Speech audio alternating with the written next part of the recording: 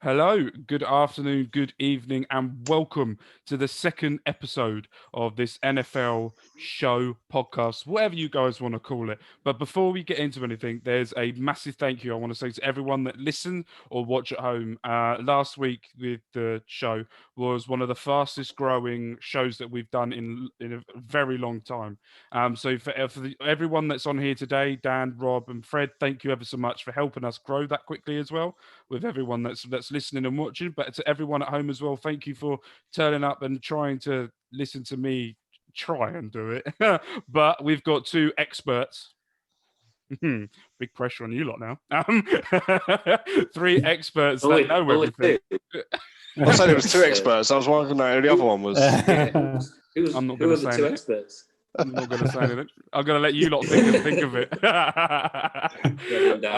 So, yeah, I'm going to do the normal thing as well down below in the description. If you're watching this on YouTube or listen to it on Spotify, Soundcloud, or Apple Music, Apple Podcasts, down below is a description to all of our social media pages. So please go give us a follow. If you're watching this on YouTube, at the bottom right below where Fred is, at the bottom right on my screen, what you guys can see, there is the logo for the sports show or the podcast, whatever you guys want to call it. And if you click on that, you can subscribe and then click on the bell that's there as well, and you will get a notification as soon as one of our videos go live.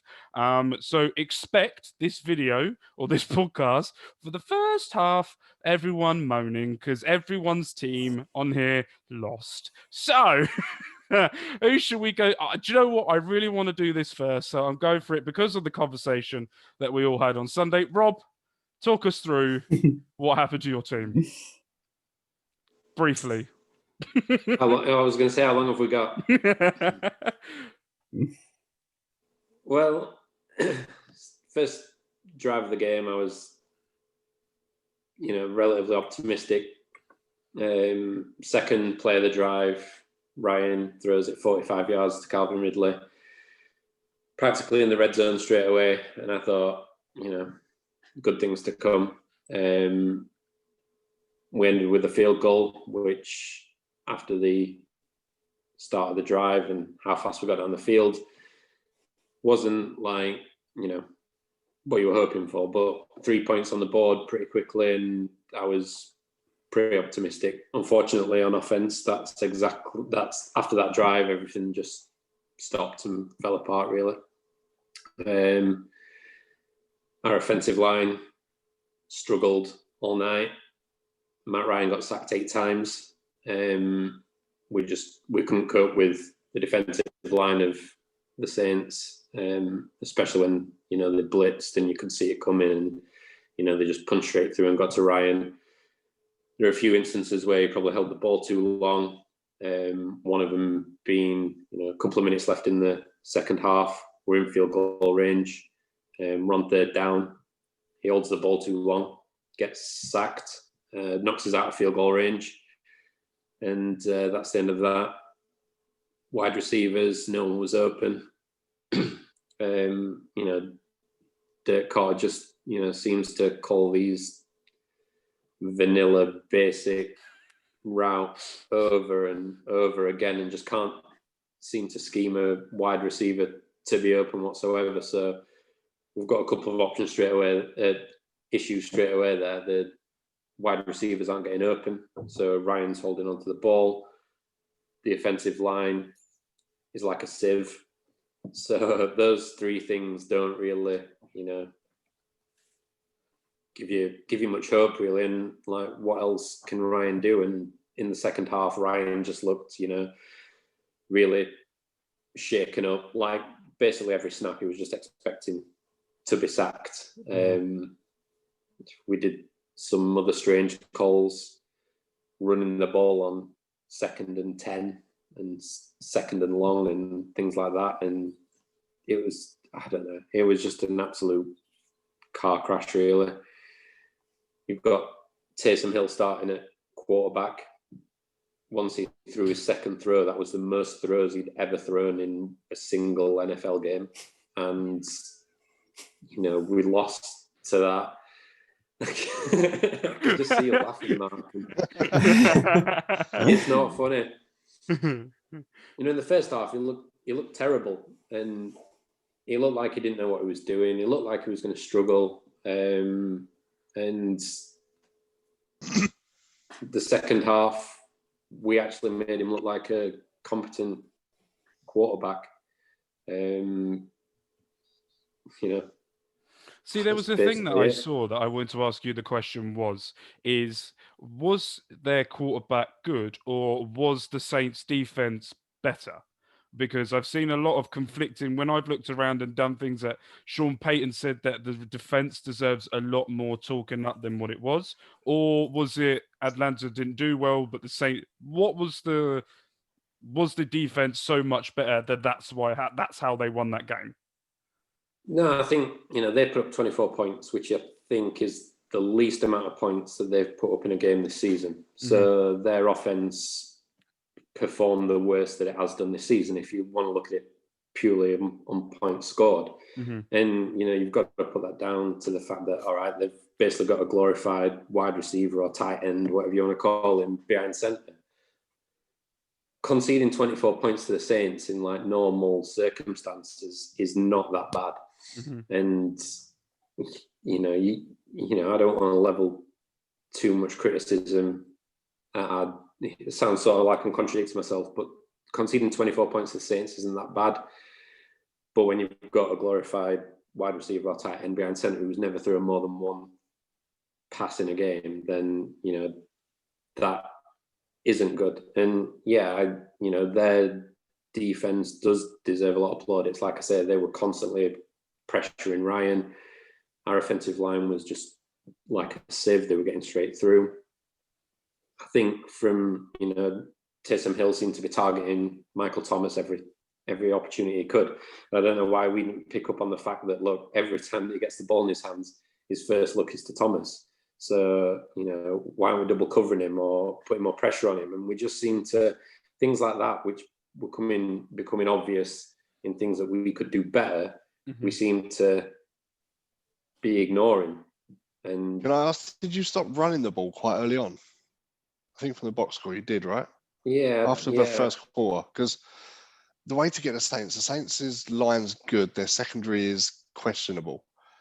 But in order to give your quarterback time to get to the secondary, you need a decent run game. You play the play action off it and you buy the quarterback time. And from what I saw, I think after the first quarter, Gurley just went missing in the game and there was no run game, which stops your play action, which means you can't get your receivers deep enough to attack their secondary, which leads to all the sacks that you got because he's hanging onto the ball too long waiting. Yeah, I mean, I'm not a massive, I don't think that Sheffield Wednesday just scored, by the way. So Reading have just scored as well. I just saw that on my phone. That's good news.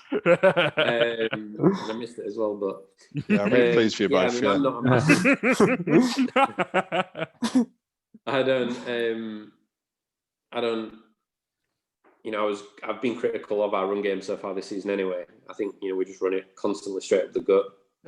Pick up 1, 2, 3 yards. We, like I say, we chose to run it at strange times. Sometimes you don't run it for the run gain, right? You run it for the gain later on in the actual game itself, and that's what you seem to give up on. Yeah. I think it just everything just seemed to fall apart. We couldn't do anything right. If we tried running it, it didn't work for us. Dirk Cotter play calling. Wide receivers couldn't get any separation, and we couldn't scheme them open. So it was just constant pressure on Matt Ryan. So the first thing for me is that I know he's not going to go this season, but Dirk Cotter needs to. We should have left him in New Orleans, and I think it's on the coast, right? So we should have probably thrown him in the sea with some concrete boots on. But yeah, he's got to go, and I think a clear out of as many of the coaches that we've got this season, just start afresh, because we're going to be a massive cap casualty. We're already right up to the cap. If the cap gets reduced next season, which it will do, then we've nowhere to go. We've got people like Ryan and Julio, which are accounting for like 45% of the cap, I think. And people are saying, why don't we move on from them? We can't move on from them because, it's going to leave us with dead cap space, and who's going to want to take on their contracts anyway. But the dead cap space that we'd be left with wouldn't give us anything that we could rebuild on. And I'm in the boat where, I love Matt Ryan, I love Julio. I think they've still got stuff left in the tank. And I think we've just got to go with what we've got now, player-wise. I think we have got the players to be, I'm not saying we're going to be a Super Bowl contender, but we've got players to be better than where we are. And I think it's the coaches aren't getting the best out of the players. I've got a Is there little any news on a head coach? Sorry, Fred. No, you go, Dan. You're right. Is there any sign of... No, I mean, obviously, there's at this stage in the season, there's rumours. There's nothing about it, yeah. But I mean, the most touted person for head coach roles is probably Eric Bieniemy, right? Yeah, I mean, that's obviously a lot of fans. Everybody wants him. Yeah. I mean, I would be ecstatic if he was to come in. I mean, offensive coordinator of the Chiefs and, what they've done there. I know people say, oh, he only calls half the players sort of thing. But the things that, I've heard about him, the schemes and the ideas, and he's changing the game, and there's lots of things you asked last week about who would take over the Jets job. Eric Bieniemy is going to be the favourite for every job going because he's the best coach who's not a head coach in the game. But he's not going to go to the Jets to be a head coach when he's winning Super Bowls as an offensive coach. He's not going to do it. But I think the Falcons, with your offensive weapons you do have, could appeal to him. Yeah, I agree with that. I think if he's looking at, the available jobs that there's going to be at this moment in time, then the Falcons have got to appeal to him because he's an offensive coordinator, he's offensive minded, and the weapons. Bucks have got 2 years and then they're shot. Saints have got a year or two and they're shot. So it gives him, he can go in there and create a monopoly within that division, right? Yeah, well, hopefully. I mean, the players that we've hopefully got. Not, from my point of view. I'd hope that, it'd be a job that had appealed to someone like him. And, I'd be ecstatic if he ended up being a head coach next season. So fingers crossed. Yeah, got a little ray of hope for Rob. It won't go down on the history books because even though Ryan was sacked 8 times, the record is 9 times. Dave Craig for the Seahawks in 1990. So that'll be scrubbed. At least there's that positive. So, Well, yeah, I mean, you don't want to see your quarterback sacked at all, do you? And, seeing him sacked 8 times in a game is not what you want to see. And it just doesn't give you that opportunity to get anything started on offense. If you're going to get sacked 8 times in a game, then, how many drives is that going to impact on, and how many times are you then going to turn the ball over because of those sacks? And like I say, we're in field goal range at the end of the first. Got sacked, knocked out of field goal range, and that's potential 3 points gone. It's a vicious cycle, though, because if you're not running, you're getting sacked. If you're getting sacked and you're facing 2 and 15s, 2 and 20s, you can't run. Yeah. So you end up just going in a vicious loop against yourself. I'm pretty sure if you're 2nd and 15 and Dirk Cotter looks in his playbook, then it says run or run or run or run. There's no pass plays in wide receiver screen, yeah. Yeah. There's like 0 pass plays in Dirk Cotter's run play, in Dirk Cotter's playbook for 2nd and long or very long. No. So anyway. So let's move on to Fred. Let's go on to Fred, Patriots, because everyone's most favourite team, we all know. I think this was the game that you said that they had to win to have any chance of maybe, I think you said last week, moving forward. So how did you see the game, and what did you think was it? Yeah, I think I said we can sign the season to the bin if we lost. So, we're pretty close to that. I think it was a bit of a reality check as well after 2 wins on the bounce as to where we're really at. It started off quite an exciting fashion. Obviously, both teams scored on the first drive, and actually we looked quite good, and I thought, brilliant. Harris started well, but the Texans sort of got his number quite early on after that, and 2nd and 3rd quarters essentially shut him up. I think like the most disappointing thing for me, and I didn't actually realise this actually until it was announced in the game, but the last 26 times a team has entered our red zone, we've conceded points, be it a touchdown, be it from the boot or whatever, which is horrific, really, because the Pats historically have always given teams a lot of yards, but they've always put up a brick wall. But the problem is there's no wall anymore, and we're just sort of, we're still giving away yards, and you can't give away yards if you're not very good defensively and able to keep teams out, which quite clearly we're not able to do that. There were times where I think we were almost let off the hook, and you sort of breathe a sigh of relief because they gave us he committed 2 offensive penalties in the red zone. One took him out the red zone. You think, oh, well, okay, let's get a bit of momentum here. But we still let him through and let him score. As good as Deshaun Watson was, and I think he is a very good quarterback, actually. We didn't deal with him at all. We didn't get near him at all. He had so much time to throw. He could have done what he wanted, really. You know, he could have tied a shoelace and thrown it. It was ridiculous. To be fair to Texans, I think defensively, actually, they were quite good, but then we're not very good offensively. So it's a bit of a difficult one to judge. But JJ Watt was very good for them. He batted down 4 of Cam Newton's passes, which was pretty phenomenal, really. The protection around Newton wasn't particularly good either. Lonnie Johnson, I thought, was very good, but we do have some green shoots there. Obviously, I spoke about Harrison Myers last week. Obviously, to me, Harris had an excellent game, receiving 132 yards and a touchdown. There are signs that Newton's actually learning to work with what he's got, although he hasn't got an awful lot to work with. Obviously, 365 yards is the best he's thrown all season. But, you know, there's quite a few sides to this coin. You know, time's running out for Cam, not just from a can he turn this season around? I think time's almost run out for that. But, you know, not just will he be Pat's quarterback next year, but will he be a starting QB in the league next year? You know, I'll finish with this. He's thrown 1,900 yards this year, 23rd best, not great, but not awful. Quarterback rating of 56.1, 25th best, but thrown 7 interceptions, fairly average. However, he's only thrown 4 touchdowns, which are joint 31st. Obviously, he's missed a week. Most worrying stat of all, obviously, is that for me, because in 2018 he threw 24 touchdowns in 14 games for Carolina. He's thrown 4 in 9 for Pats this year, so it just doesn't stack up. The one thing he's got going for him really is he obviously scored 9 rushing touchdowns, but now he's not running the ball so much either. So I think ultimately it's a reality check, isn't it? I think, you know, you've got to try and develop what they're doing offensively. I think defensively we're just not very good. But I don't know where it's going to get us, really, because Cam's going to be 32 next year. I was going to say, if you had the choice now, with everything that's going on, would you keep him on?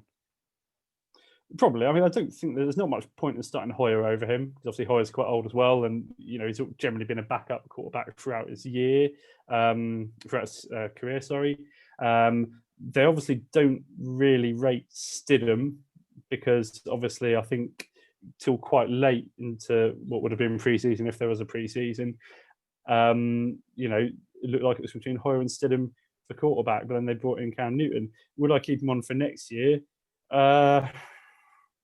Really does depend, I guess, who takes on Trevor, which would probably be the Jets, because I think Pats they do quite like Sam Darnold from what I read and what I see.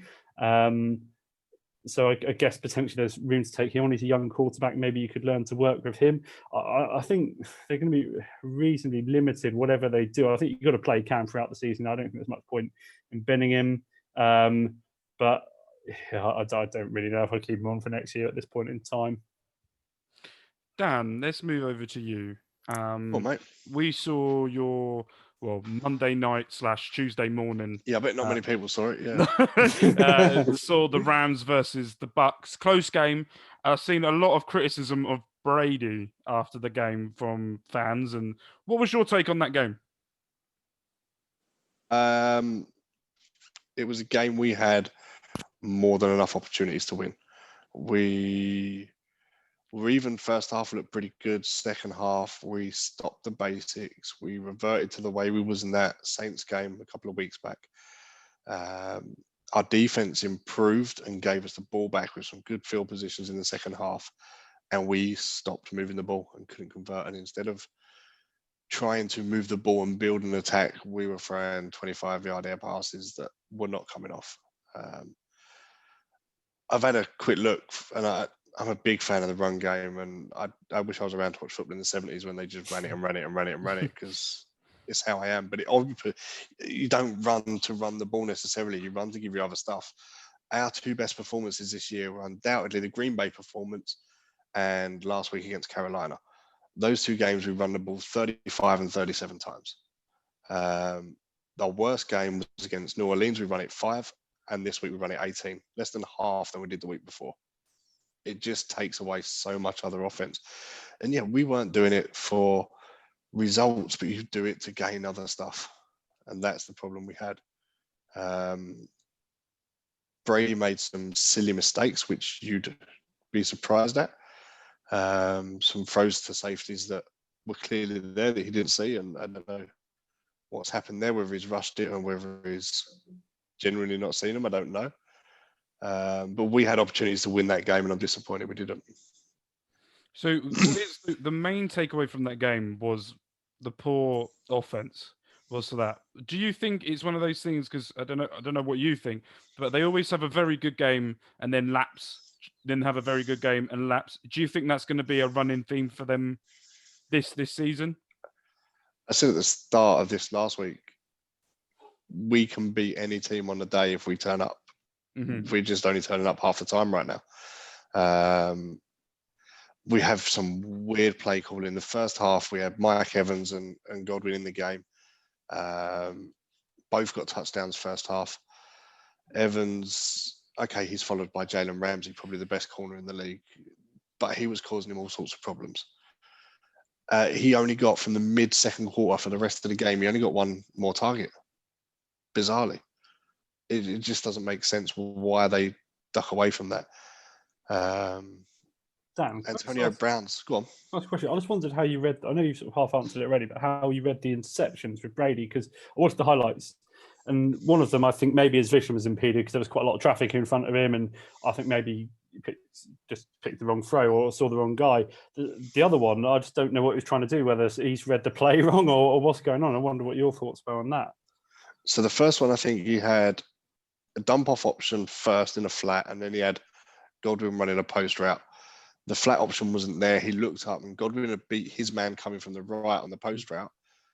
And he took that option because he was coming under pressure. He then didn't realize that the second safety on the left of the field hadn't stepped up. He had, in fact, dropped back and was stood exactly. I don't think he actually moved to catch the ball. He just stood still. It went in his lap. The second one, I think, was late in the game. I think it was out of desperation. I mean, we're 3 points down with 2.5 minutes on the clock at home to win a game. If you said, give me a quarterback to do it, 8 out of 10 people now, even now, would probably still pick Brady to do that. But we weren't looking for 8, 10, 12-yard gains. We were looking at 25-yard gains every time. And that's not how Brady built his career. You know, he'd throw 5-yard out routes, get out, start again. Do you know? Quick slant, run across the field, out of bounds the other side. We just stopped doing that. Brady went, I think in the last 3 games, he is no completions on 19 attempts for 20-plus yard passes. We started hitting the long ball early in the season, and now we're not. And it's killing us because we still think we can. That's the problem. The coaches still think we can hit that long ball because we had a bit of success early with it, and they're still trying it, and it's not working. It's not working at all. And we need to get back to, because we stopped running the ball. The linebackers drop off. The safeties knows a pass is coming. Therefore, the long throw isn't going to work. That, for me, the whole game, offensively, stems from that establishing a run game. So there's one question I wanted to ask you last week, but I got mixed up and I didn't do it. But I want to ask you this week. Antonio Brown, the most. I don't even know how to talk about him without I've just looked at the stats and he seems to be someone that Brady is aiming for majority of the time. How has he been since he's come into the team? Is he someone that's changing the game for you guys? Is he helping? Twofold answer here. Antonio Brown is a fantastic receiver, and there isn't many teams in the league that actually he wouldn't be productive on. Does it help? I think we've got a tendency to try and find him right now when we perhaps don't need to. Mm-hmm. He had more receptions in that game than anyone else. He had 8, Godwin had 7, Evans had 5. Godwin and Evans, 2 touchdowns first half. Both, I don't know if you've seen them, with fantastic efforts after the catch. Proper pushing themselves. There's been a lot said over the years how we've got 2 almost wide receiver ones and they won't ever stay there, and they've both have, and they're both happy. You just look, Antonio Brown last week, had a big first down, celebrated. Mike Evans turned his back and just walked away. Do you think This Brady? week, Sorry, go go on. on, sorry. Do you think Brady pushed for the addition of Antonio Brown? Because they've got a bit of a personal relationship, haven't they? And like Brown was staying with Brady before everything went down last year, and Brown left the Patriots. Do you think that's something he sort of pushed for, or what do I you think he did. there? I think he did. I think he's been living with him as well, bizarrely. Yeah, he did last year as well. I don't know what that relationship is there. And as I say, if you offered most teams Antonio Brown without off-field Antonio Brown, 30 to 32 teams in the league will probably take him because he is good at what he does. Has it disrupted the ethos, the flow, and the team ethic in the Bucs? Outwardly, they'll say no, but I don't think he's gelled as one of that unit just yet. As I say, Evans walked away from him last week. Evans scored his touchdown this week. Brown was not 4 yards away from him and didn't even acknowledge it. Brown walked off the field while Evans celebrated with everyone else. That just, those little things isn't a cohesive unit. And I don't know that there's discontent and rows and all that not going on. I just don't think at the minute he's putting his body on the line or he's one of that unit that is, you know? So, yeah, we're grateful to have him because of the ability he has. Is it helping or hindering? Remains to be seen right now. Yeah, I don't know whether. I think when you've got someone like Antonio Brown, who is, I don't know how to put this like nicely, but you know, off the field. He won't listen. Don't worry. Yeah, it might be. Well, I was going to also say about Brady, like not shaking people's hand, and then I was like, Yeah, he won't care what I'm saying on here, like when he's sat on all his money at home and his Super Bowl rings, but. With all the off-field issues that he's got, and he doesn't really come across as a nice person. No. When you've got like Evans and Godwin, do you need somebody else did you need that talent added? I mean, all right, if you can afford him, then if you could have 3 wide receiver ones, then of course you're going to say, yeah. But you know, when you're bringing someone in like Brown, who has undoubtedly got the talent, but he's an unknown quantity, and like, I suppose how he's going to act on any given day. And that could be disruptive, or he could he could cause issues. Do you need to risk like the harmony in your team for someone like that when you've already got 2 really good, excellent receivers? Yeah, as I say, I don't think we needed him. We didn't sit there and think without him we don't make the playoffs. With him we do. I don't think he was that. I just think it was a case of the opportunity for the ability at cost was too good to pass up. I also think that the long ball game may come into it because we got Scotty Miller, who is lightning fast 4.4 runner. That a lot of the targets for the long balls were too early in the season. Well, since Brown's introduction to the team, Miller's not seeing the snaps to do that because he's now wide receiver 4, not 3. So even that has had an effect. And Brown, as good as he is, isn't a 4.4 runner 30 yards downfield. So, yeah. Did we need him? No. Is he helping? He's not hindering. It's a weird grey bit right now, I think, from my point. So it's frustrating the amount of times Brady does try to find him. And I haven't looked back and studied coaches' videos at who else was open and if there was other reads on and that, but you can just see watching it, there's a tendency that, I mean, we played one drive. I think it was 6 or 7 downs. There was one run in it. The other 6 or 4 were targets to Brown. No other receiver got a target. It's just weird. That's how I'd explain it. So I'm going to try... Right, I'm not going to go into detail like you three to try and break down Miami Dolphins for the very first time. So, you have a go, and then I'll tell you what's wrong, Mark. Yeah, right. Get your list ready for how shit this is going to be, because I think I only mentioned. I'm not going to lie. I've written down what I think, and I've done like two things about it, and then I've talked about next week. That's about it, because I really struggle with what I'm trying to do. But all I could say is when I look back at the game and I watched it, there was a lot of people criticizing taking Tua out of the game when he was playing. But my theory is he's young. He's going to learn from the mistakes that he does. And the best thing that he's got for me was that Ryan Fitzpatrick can come in and show him how he's meant to do it. Not in the fourth quarter, Ryan Fitzpatrick, near the end where he throws an interception, but the normal right Fitzpatrick, you come out. The way that I look at it is I try and not do this too often, but with football, as in like with Reading and stuff or any type of thing, my analogy is when you have a young player, you throw him into the deep end in a couple of them, and then you take him out. And you make them learn and watch and study and do things as well at the same time. So I think it was a good idea for what he was doing. And it's also been said as well that he's going to be coming back in and start against the Jets. I think it is on Sunday. And they've already said he's starting. He's going against it. The reason why I think he's starting is here comes some stats for you guys. Ready for this? Right. I did my research here. I'm quite proud of myself. Can you tell how much I'm proud of myself with this one? Right. Light and red, yeah. Right. So the reason why he's going to come in is because the Jets this season have blitzed the fourth most in the league, and Tua has thrown out of 4 of his last 6 touchdowns have been against the blitz. Thank you.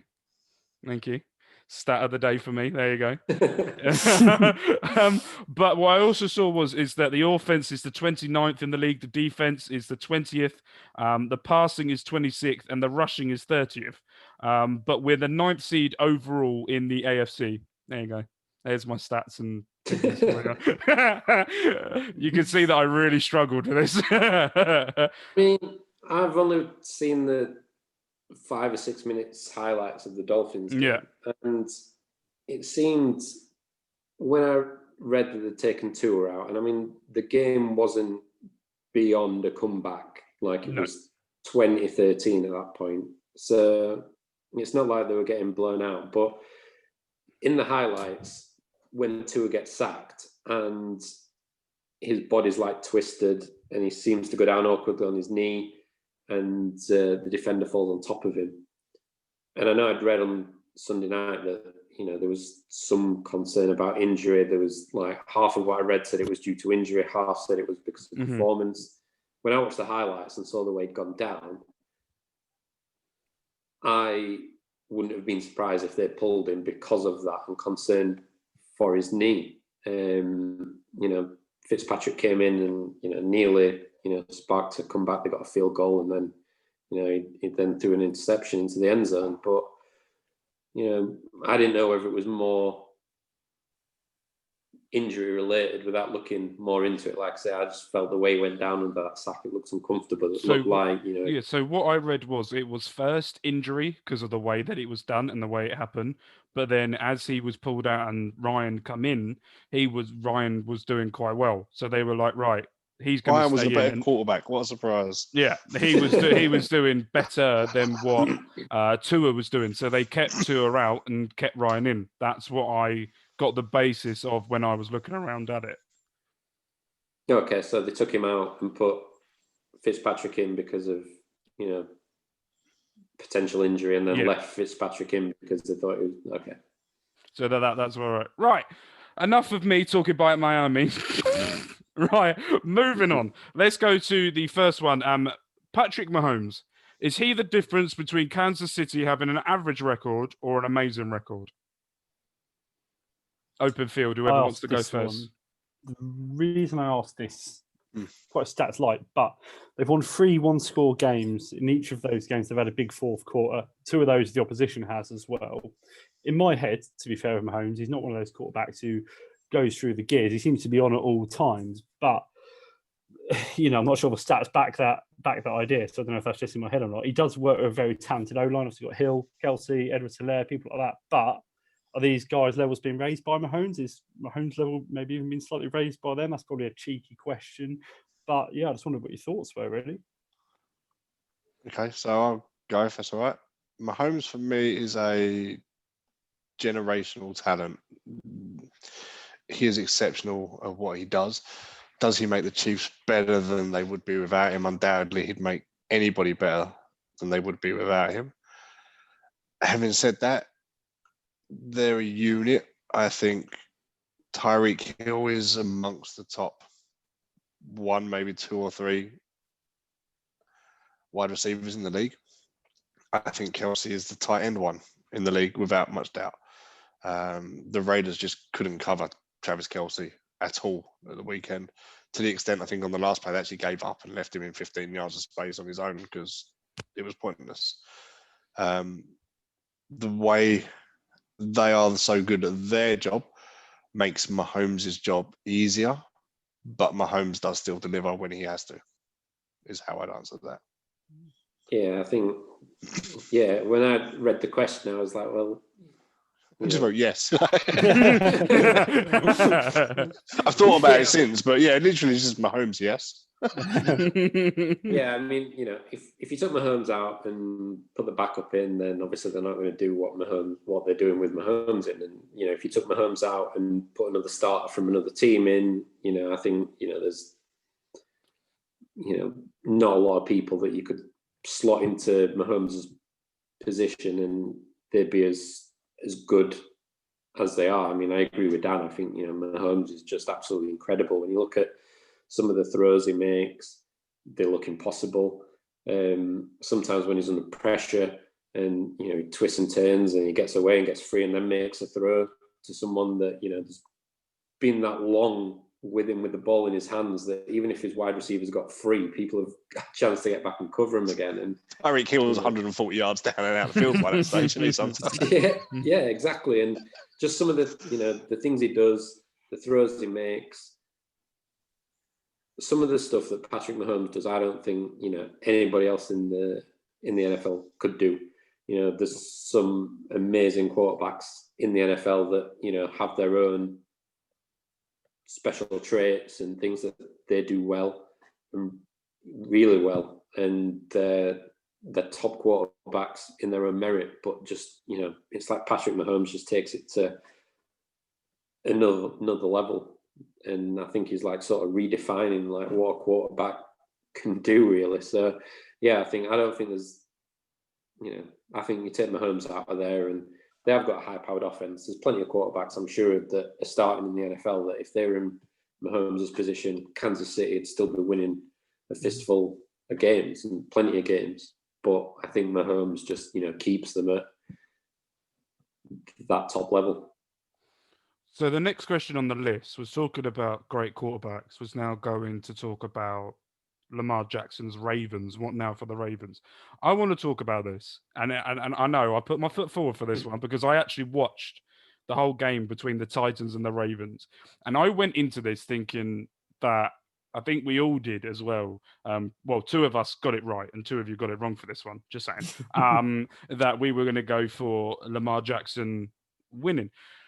I watched the game and I couldn't. I get that he's a very, very good quarterback and he is probably a generational talent, but he was poor. He seemed to take. I think that's. I think it was when Rob was talking about Matt Ryan earlier, dilly-dally around on the ball trying to find someone. And when I watched it, he had the ball and then he was open and then he just sort of waited and then did it, but then it just didn't come to anything. It was a very close game and it went to overtime and it was Derrick Henry, King Henry, who got the final touchdown, and he absolutely annihilated their defense. When I watched it, I went, whoa, okay, that is something to do with that. For me, I think the Ravens, they're a very good team, and you can see that they could do it, but there is something there that's missing, maybe on the offense for Lamar Jackson, that he doesn't feel like he has to do everything himself. It looked like that he didn't trust anyone. The second and the third and fourth quarter, it looked like he didn't trust anyone. It looked like he thought, well, if I can't do it, no one else can. And I think that's what really let the Titans come into that game. But I don't know what you guys thought as well. I'm a bit confused. Go on, Fred. Yeah, I'm just a bit lost with the Ravens, really. I thought they started really, really well. I thought the season playing very good football. Obviously, baby goat Lamar Jackson is obviously a very talented quarterback, but I don't know. They lost to the Steelers, who are a good side. They lost to the Pats, who aren't very good, and they lost to a good Titans side. So But then the Eagles ran them close as well. There was 2 points in that game, and I think the Eagles are dreadful. So I'm not really sure what to make of the Ravens, really. I think jury's out a little bit for me. I think the Ravens are suffering from too good a year last year. They were 14-2 last year. They're at 6-4 this year, and they haven't changed a lot. And I think they're looking at each other going, well, we won games last year. Why are we not winning games now? I think there's an element of the other teams have studied, cottoned on, devised ideas, whatever it be, to stop them. So they are fundamentally still that, maybe not the 14-2 team, but that team is still there. I think they're in their own heads as to why. They've beat good teams. They've lost to poor teams this year. I think if they can figure out and say, I think a time will come, they'll get to in the season where they decide they have to now win to make the playoffs. That will stop them then worrying about how many they've bothered losing. And they'll suddenly start winning again. And I think we'll come on to who's making the playoffs and that later. But I don't see the Ravens losing another game. So if they ended with a 12-4 record, they'd have been happy walking into the season. So, Rob, I'm going to ask you this question. Talking of playoffs, like we were going to talk about in a sec, but I'm going to ask you it now. Do you think the Browns are going to sneak under the radar and be a playoff side? Well, I know that's the next question on the list. And, the Ravens, I sort of agree with Dan. I think not to the extent that they're going to win out the rest of their games. I mean, the next game that they've got, potentially, if it does go ahead, is, going to be tricky for them with the Steelers. And I know that's been postponed from Thursday to Sunday. Mm-hmm. And I can't keep track of, the COVID rules in NFL or America in general, because it seems like you can have half your team test positive and they'll delay it 24 hours. And then if you get no fresh positives, then, we can all play. So I can't keep track of that. Obviously, they're 6-4 at the minute. The Steelers are going to be a tough game. Both their top two running backs have tested positive for COVID. So, if they're out of the game, if it does go ahead this week, that's going to cause them some issues. When you look at other games that they've got coming up, they've got the Cowboys. One of the key games for me is when they play the Browns again, because the Browns are on a similar record. They're in the same division. They both seem to have that sort of inconsistency. And that could be, a key game for them. When you look at the back end of the schedule and, they've got the Jaguars, Giants, Bengals, I think they end on 9-7 as a minimum. That could be 10-6, maybe. I think 9-7 or 10-6. And I think if they do that, then, if part of that is that they beat the Browns, then I think, they're going to have a good shot of sneaking into the playoffs. Fred, what do you think about Cleveland? Do you think they'll be able to sneak in? It's a funny one, isn't it? I think I was looking at Baker Mayfield's stats before what we're doing today, and doesn't throw a lot of yards, does he? It's just strange, but they have got it in them at times to either score very few points. That they won 10-7 this season, but they've won 37-34 as well. They seem to just do enough quite a lot of the time. So yeah, potentially they've got a fairly friendly finish, as Rob alluded to there. So yeah, they could sort of continue to sort of sneak under the radar. I don't think they're much fancied. I don't think they're much talked about, but they seem to sort of win out these close games quite a bit, don't they? And that's an important trait as well, ability or not.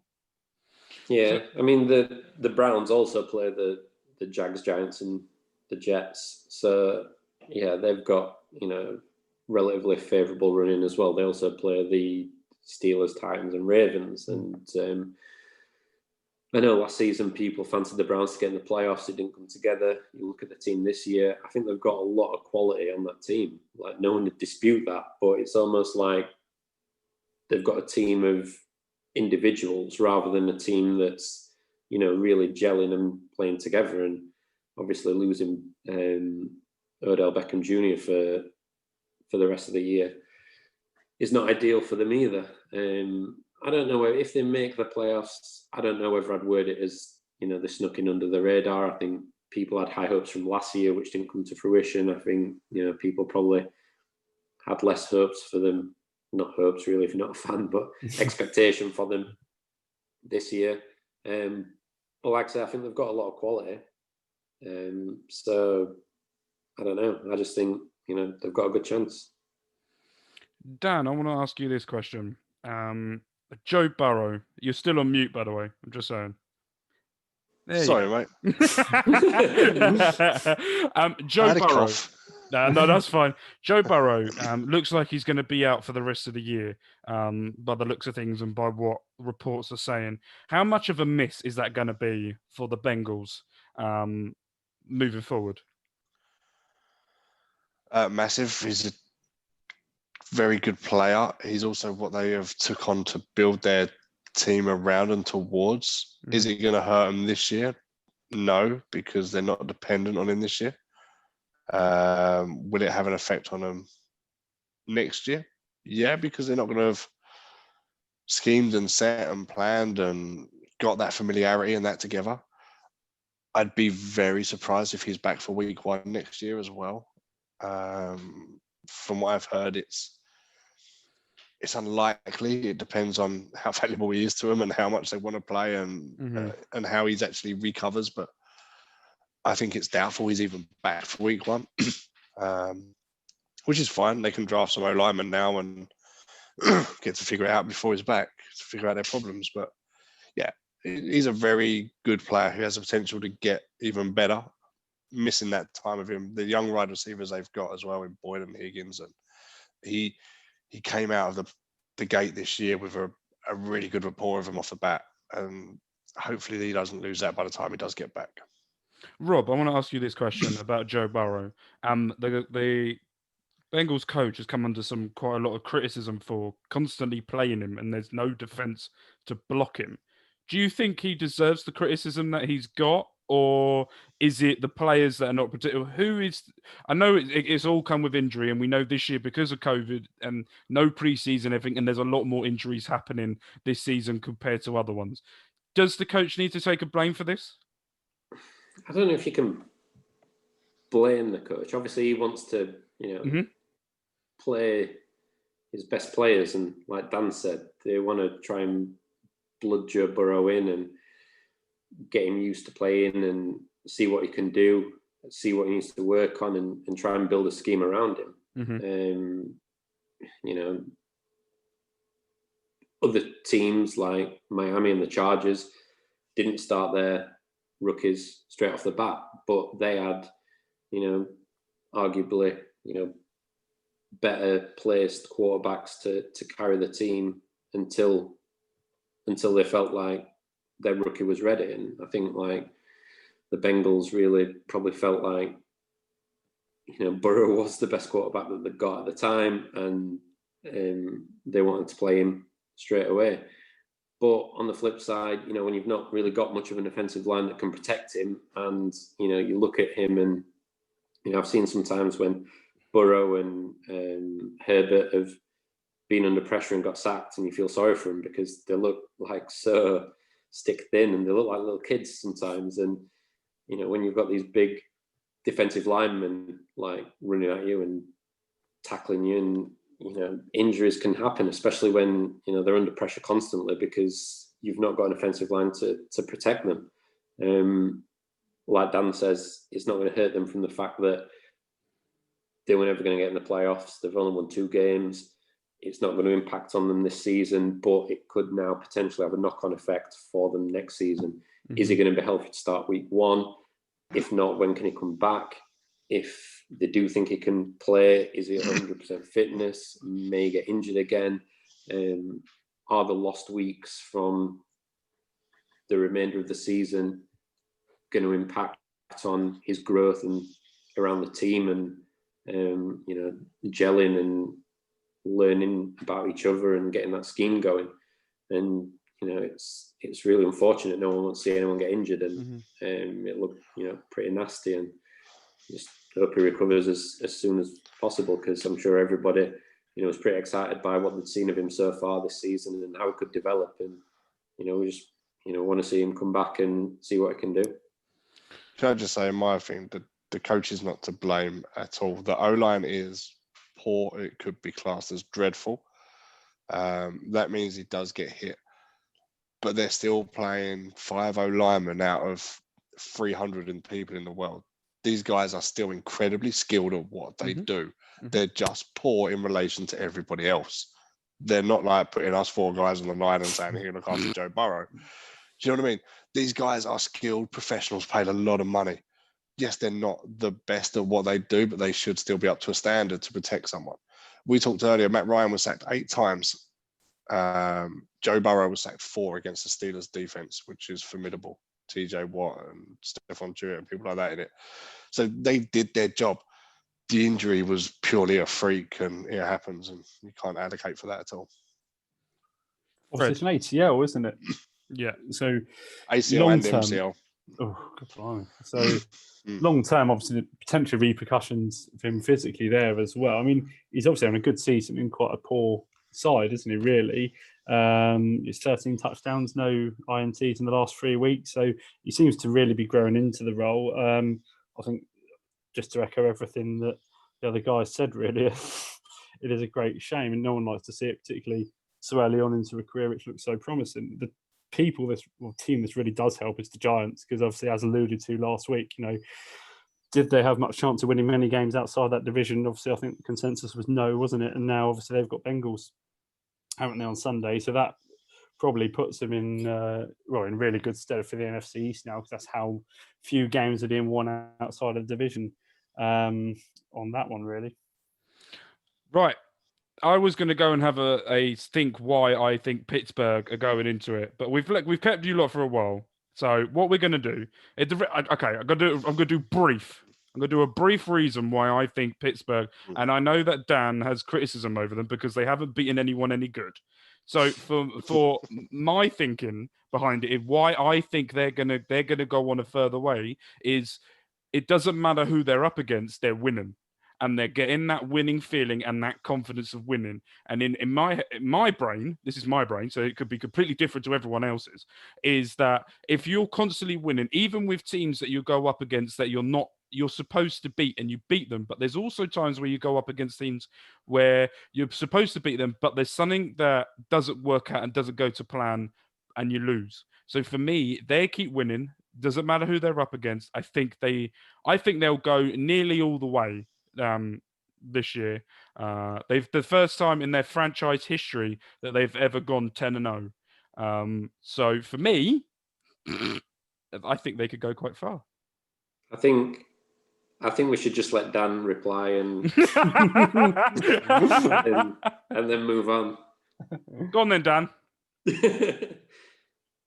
No, mate, everyone's entitled to their opinions. No one's right or wrong until after it happens, right? So that's why us guys get to sit here and talk about it and share our opinions.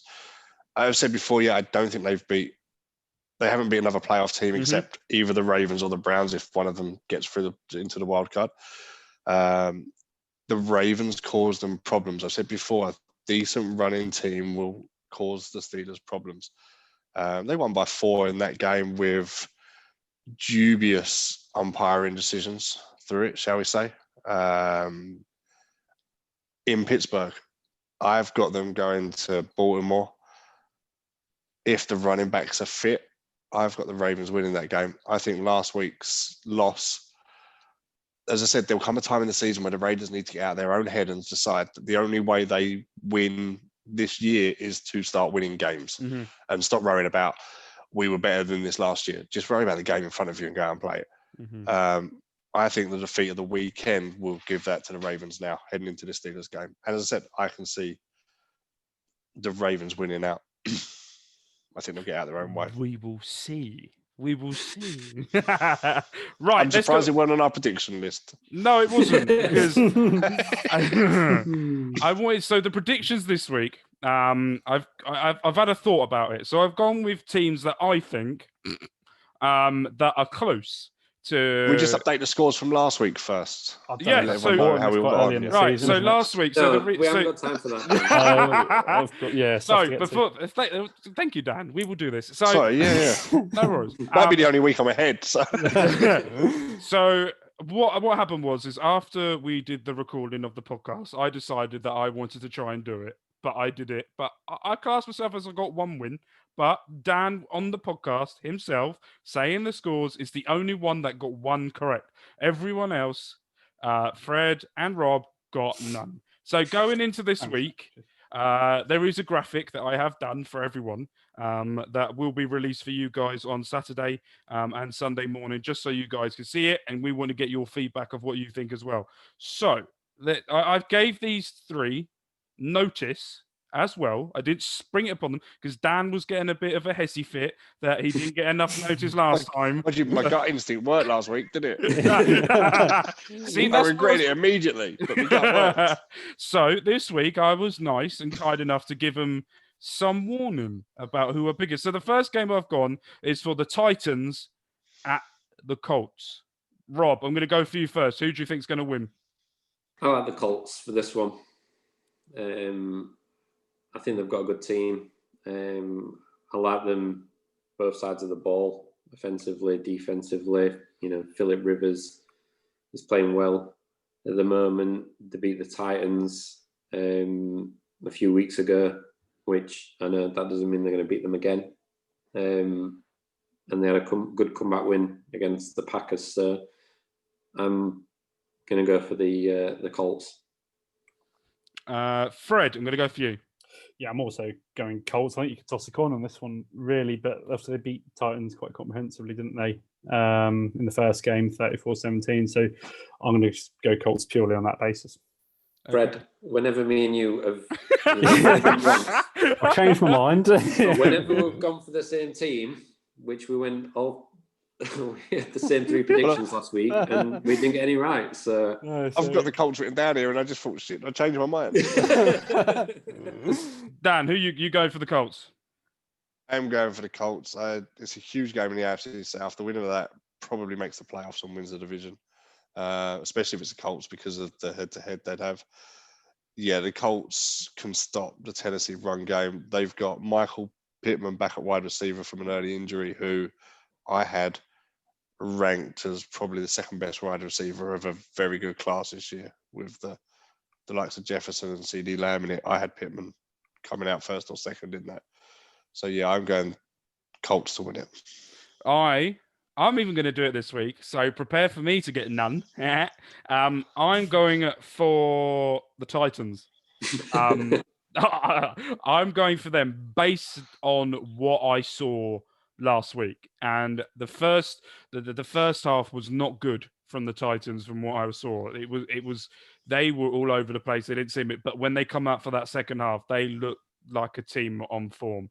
And if they take that second half form into the game against the Colts, I think they'll be able to do it. So I'm basically just guessing. So this could be fun. Washington are at Dallas. Who are going to go for? Dan, I'm going to go for you first. Who you got for this one? I've got the Cowboys winning this one. I think Andy Dalton being back Thanksgiving in Dallas, I think they'll have enough to win. So Cowboys for me, please. Okay. I'm not doing me yet. Rob. Yeah, I'm going the Cowboys as well. I think, the part of the season where, they lost Prescott and then they lost Dalton and suddenly they looked, like a bit of a lost cause on the third string QB.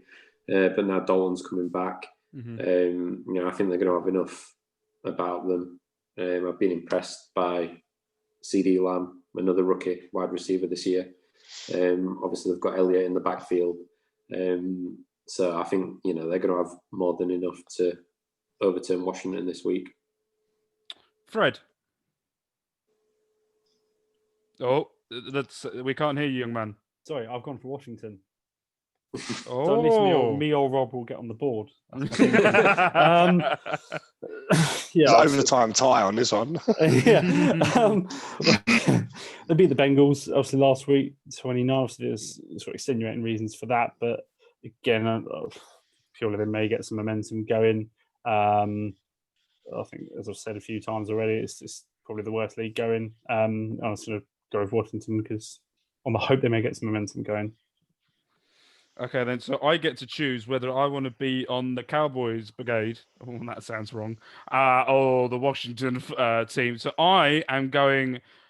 I'm going Cowboys. I'm going to go with Cowboys. I'm very much in two minds about this, but I'm going to go for them. Right, I'm going to go first this time. Okay, I'm going Bengals versus the Giants. I'm going Giants because they haven't got Joe Burrow. That's literally the only reason why I'm going Giants. That's literally the only reason why I'm going for Giants is they ain't got Bengals ain't got Joe Burrow. That's literally it. Fred, I'm going to go for you first. Yeah, Giants as well. Actually, very much the same reason.